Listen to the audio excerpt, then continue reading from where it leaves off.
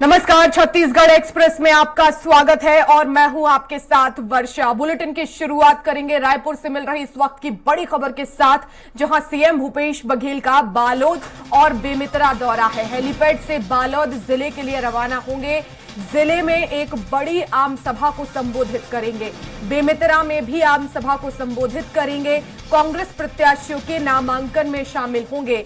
मंत्री रविंद्र चौबे, अनिला भेड़िया, गुरु रुद्र कुमार नामांकन भरेंगे। तो बालोद और बेमेतरा के दौरे पर रहेंगे सीएम भूपेश बघेल और इस दौरान एक बड़ी आम सभा को संबोधित करेंगे और प्रत्याशियों के नामांकन में भी शामिल होंगे। तो गुरु रुद्र कुमार, मंत्री रविंद्र चौबे नामांकन दाखिल करेंगे, जिसमें सीएम भूपेश बघेल शामिल होंगे। अनिला भेड़िया भी जो है वो नामांकन दाखिल करेंगी। तो ऐसे में सीएम भूपेश बघेल बेमेतरा और बालोद में रहेंगे। कांग्रेस प्रत्याशियों के नामांकन में शामिल होंगे। एक बड़ी आम सभा को भी संबोधित करेंगे।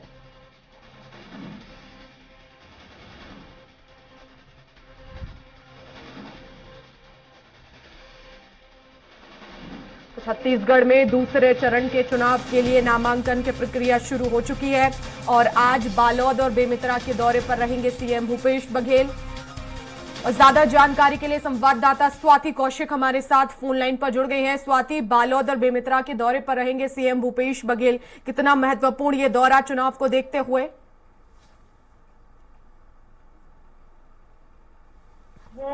बालोद और बेमेतरा जिले के दौरे पर रहेंगे। लगभग 11:30 बजे जो है वो रायपुर से मुख्यमंत्री भूपेश बघेल निकलेंगे हेलीपैड से। तो आज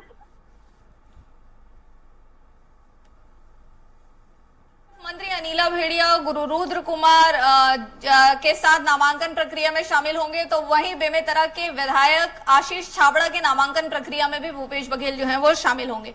तो अगर हम बात करें आज के पूरे कार्यक्रम की, तो लगभग 11:30 बजे रायपुर से रवाना होकर 12 बजे बालोद जिले में पहुंचेंगे, 2 बजे बेमेतरा जिले में पहुंचेंगे और वहां पर मंत्री रविंद्र चौबे, अनिला भेड़िया, गुरु रुद्र कुमार के नामांकन में शामिल होंगे और शाम 4 बजे मुख्यमंत्री भूपेश बघेल जो है वो रायपुर प्रस्थान करेंगे। इस दौरान वो चुनावी सभा को भी संबोधित करेंगे। तो बिल्कुल प्रदेश में इस समय चुनावी माहौल जो है वो बन चुका है। तो लगभग 6 महत्वपूर्ण प्रत्याशियों के हाई प्रोफाइल सीट्स पर आज मुख्यमंत्री भूपेश बघेल का दौरा है और नामांकन प्रक्रिया में शामिल होने जा रहे हैं। जी स्वाति, लेकिन बालोद और बेमेतरा में विधानसभा सीटों पर आखिर किस तरह के समीकरण है?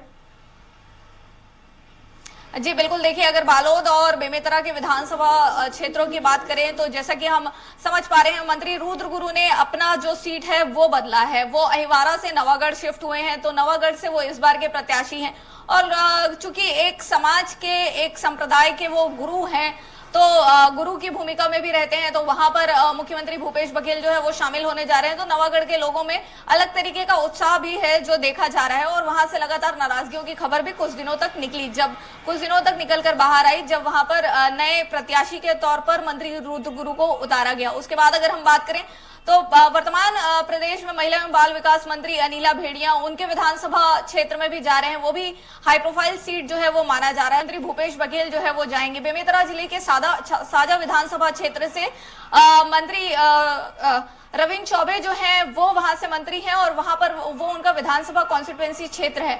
तो इस बार हमने देखा कि वहां पर सांप्रदायिक हिंसा की जो बात है वो भी पहली बार छत्तीसगढ़ में वहां से निकल कर आई थी, जहां पर एक 2 संप्रदायों के बीच में हिंसा हुई थी। उसके बाद ये अगर हम देखें तो ये नामांकन की प्रक्रिया जो है वो बहुत महत्वपूर्ण हो जाती है कि कांग्रेस कितने जोर शोर से वहां पर करता है, क्योंकि वहां पर बतौर विपक्षी पार्टी जो है जिस संप्रदाय के युवक की हत्या की गई थी, उनके पिता को वहां से बतौर प्रत्याशी बीजेपी ने उतारा है। साहू समाज से वो ताल्लुक रखते हैं। तो इस तरीके का कैलकुलेशन देखा जा रहा है। तो ये जो क्षेत्र है वो भी बहुत महत्वपूर्ण हो जाता है। तो वहीं हम पहुंचते हैं अगर बेमेतरा, तो आशीष छाबड़ा जो है वो वहां के युवा विधायक हैं। स्वाति, लेकिन यहाँ पर बीजेपी क्या एक सिंपैथी वोट बैंक लेने की कोशिश कर रही है?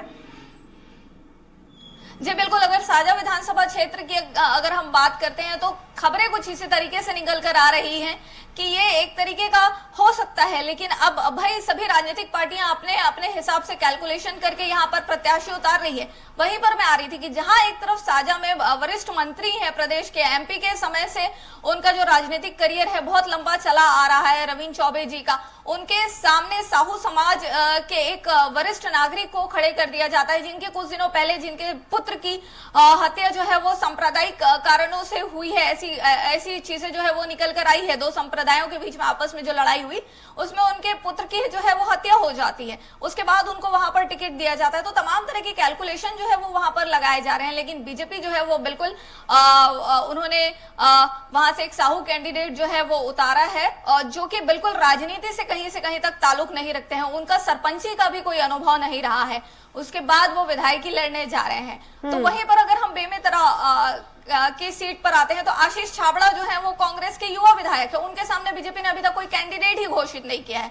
तो ये जो तमाम कैलकुलेशन है वो इन 6 विधानसभा जहां पर आज नामांकन होने हैं वहां पर देखा जा रहा है। जी बिल्कुल स्वाति, लेकिन क्योंकि जैसा कि आप बता रही हैं कि सरपंच भी नहीं रहे, राजनीतिक करियर किसी भी तरह का नहीं रहा, और ऐसे में ये एक बड़ा सिंपैथी वोट लेने की कोशिश बीजेपी की तरफ से की जा रही है, ऐसा हम कह सकते हैं।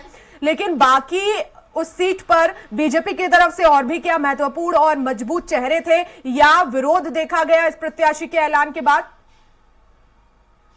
जी बिल्कुल, देखिए ये राजनीति की खूबसूरती कहें या इस बात को क्या कहें, कोई विरोध बीजेपी के द्वारा वहां पर देखा ही नहीं गया किसी भी तरीके का। हालांकि अभी बीजेपी ने अलग अलग करके सीटें जो है वो जारी की है, और देखा भी गया था कि 2018 चुनाव में महज 15 सीटों पर जो है वो पूरी बीजेपी पार्टी सिमट कर रह गई थी।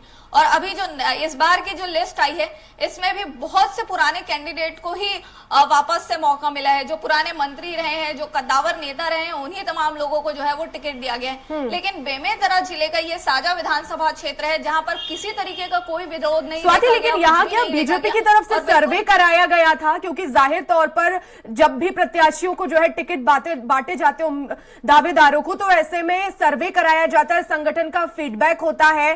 क्या यहाँ पर एक फीडबैक निकलकर सामने आया था कि लोगों में जो है उस परिवार के प्रति गहरी संवेदनाएं हैं, और अगर यहां से हम प्रत्याशी उतारते हैं तो इसका फायदा बीजेपी को होगा?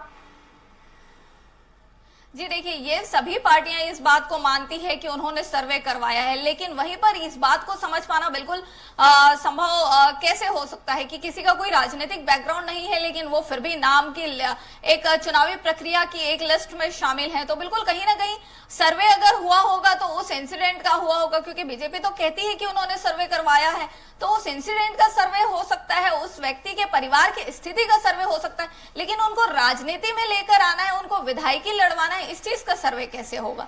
बिल्कुल यहाँ पर सिंपैथी कार्ड जो है वो क्लियर दिख रहा है, लेकिन किसी तरीके का सर्वे में ये निकल कर आना कि इनको टिकट दिया जाना चाहिए, ये जीत जाएंगे, ये ऐसी स्थिति जो है वो बिल्कुल स्पष्ट यहाँ पर नहीं समझ में आ रही है। अब स्वाति, लेकिन इस साजा विधानसभा में पहले अगर हम बात करें 2018 में, तो क्या कुछ परिणाम यहां पर रहे हैं और जीत का अंतर कितना रहा है? जी देखिए, जो मंत्री हैं रविंद्र चौबे, वो प्रदेश के कद्दावर कांग्रेसी नेताओं में से एक आते हैं। वही अभी मैंने कुछ देर पहले जिक्र किया कि वो अभी से नहीं, वो एमपी के समय से इसी सीट पर लड़ते हैं, गृहग्राम उनका वही है बेमेतरा जिला का साजा। तो लगातार वो कद्दावर नेता हैं और बहुत अधिक मतों से जीतते हैं। तो लगभग अगर हम उस आंकड़े की बात करें तो ये हमेशा से 10,000 से 20,000 प्लस का जो आंकड़ा है वोटिंग में डिफरेंस का जीतने में, वो रहा है। तो उनके सामने बीजेपी बहुत बार कोशिश करती है कि कद्दावर किसी नेता को उतारा जाए, लेकिन वो बहुत कारगर सिद्ध नहीं हो पाता है। शायद कहीं ना कहीं बीजेपी इसीलिए वहां पर एक ऐसे व्यक्ति को उतारती है जिनका संबंध जो है वो राजनीति से ना होकर भावनाओं से ज्यादा है। जी बिल्कुल, बहुत शुक्रिया स्वाति तमाम जानकारी के लिए।